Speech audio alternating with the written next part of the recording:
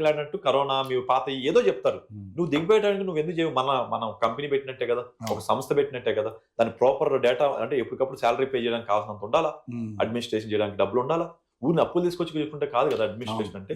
ఇప్పుడు కంపెనీస్ తెచ్చి వాళ్ళ ద్వారా జిఎస్టీ వచ్చేదాన్ని బట్టో, రెవెన్యూ మోడల్ బట్టో, ఎకనామిక్ యాక్టివిటీ బట్టో పెంచాలి. ఇవన్నీ మాట్లాడరు. ఈ డిబేట్లు చేసే వాళ్ళకి సీఎం, డిప్యూటీ సీఎంలు. డిప్యూటీ సీఎం ఏం చేసుకుంటావా? ఏం చేసుకుంటారు? లొకేషన్ ఏం చేసుకుంటారు? ఇప్పుడే చెప్పా కదా, డిప్యూటీ సీఎం అలంకారప్రాయం. ఆ పర్సన్ బట్టి అవన్నీ వస్తుంది. ఈ చిల్లరగా మాట్లాడే అందరికి నేను చెప్పేది ఏంటంటే, పని ఉంటే పనికొచ్చే పని. ఇప్పుడు జస్ట్ మనం ఒక చిన్న ఉదాహరణ చెప్తాం. ఇప్పుడు ఆయన ఎవరో మంత్రి, కొత్తగా మొన్ననే ఎమ్మెల్యే సడన్ గా మంత్రి అయ్యాడు.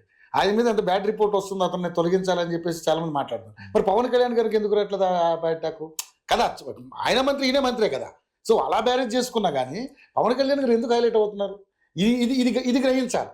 ఇందులో ఉన్న మీరు చెప్పిన సోకాల్డ్ ఎవరైతే ఉన్నారో ఈ కొన్ని టీములు ఈ గ్రహిస్తే ఇలాంటి ఇష్యూస్ రావు.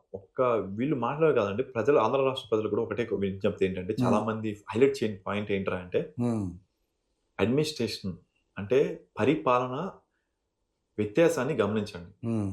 2019-24 మధ్య ఏ రకమైన అడ్మినిస్ట్రేషన్ అంటే గవర్నమెంట్ పరిపాలన కోసమే ఎన్నుకుంటాం వీళ్ళని, రాజకీయం కోసం కాదు. 2019-24 మధ్య గవర్నెన్స్ ఎలా ఉందో ఆలోచించండి. రోడ్లు ఎలా ఉండేవి, పరిశుద్ధం ఎలా ఉండేది, అవసరాలను ఎలా ఈజీగా ఇచ్చేవాళ్ళు తక్కువ డబ్బులతో. మనం లంచం పే చేయకుండా అవైలబిలిటీ ఎలా ఉండేది, మన పిల్లలకి భావితరాల కోసం ఎలాంటి రకమైన ఎన్విరాన్మెంట్ క్రియేట్ చేసేవాళ్ళు, మనకున్న ఇష్యూస్ ని ఎలా తగ్గించేవాళ్ళు, మనకున్న అడ్వాంటేజ్ ని ఎలా పెంచేవాళ్ళు. ఒక దావోస్ పర్యటనకి వెళ్తే ఎన్ని ఇన్వెస్ట్మెంట్లు వస్తున్నాయి. ఒక మనిషి నడిచి వస్తుంటే మనం ఎందుకు దండం పెట్టాలనుకుంటాం. ఆ టీవీ ఏంటి, ఒక ఎకనామిక్ యాక్టివిటీ క్రియేట్ చేయడం ఏంటి, అమరావతిలో ఇన్వెస్ట్మెంట్ పెట్టడం వల్ల ఎంత ఎకనామిక్ యాక్టివిటీ, ఎన్ని ఫ్లైట్లు పెరిగినాయి.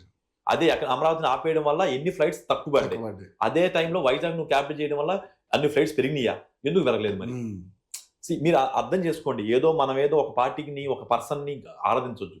మనం చేయాల్సిందల్లా ఏంటంటే, మనకు కావాల్సిన రాష్ట్రానికి మంచి చేస్తున్న పరిపాలన ఏంటో గమనించాలి. రాష్ట్ర ప్రయోజనాల దృష్టినే ఆలోచించాలండి. ఒకవేళ మీకు పని లేక, పాట లేక ఇలాంటి రకమైన డిప్యూటీ సీఎం వస్తే ఒక్కసారి ఇద్దరి మధ్య కోఆర్డినేషన్ గమనించండి.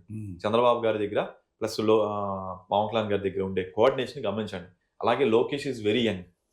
ఓకేనా? నిజంగా అవ్వాలనుకుంటే ఈ రోజు ఉన్న సింక్రనైజేషన్ లో చంద్రబాబు గారు స్వచ్ఛందంగా దిగిపోయి పవన్ కళ్యాణ్ గానే సీఎం చేస్తారు. అలాంటి సింక్రనైజేషన్ ఉన్నారు.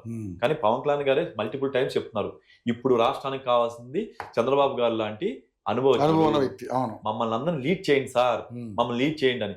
పవన్ కళ్యాణ్ గారిని డిప్యూటీ సీఎం అలాగే ఉంటారు. ఇంకో డిప్యూటీ సీఎం కూడా ఇవ్వచ్చు కదా, ఇచ్చేస్తే పని అయిపోతుంది కదా. గత ప్రభుత్వం 3 నెలలకు ఇచ్చిన వాళ్ళు లోకేష్ గారికి ఇవ్వలేరా?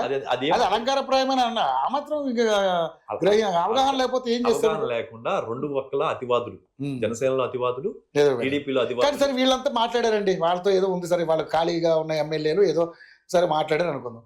RRR గారు కూడా అట్లా తన అభిప్రాయం చెప్పడం అనేది కాస్త కొంచెం ఇబ్బందికరంగా ఉంది. అంటే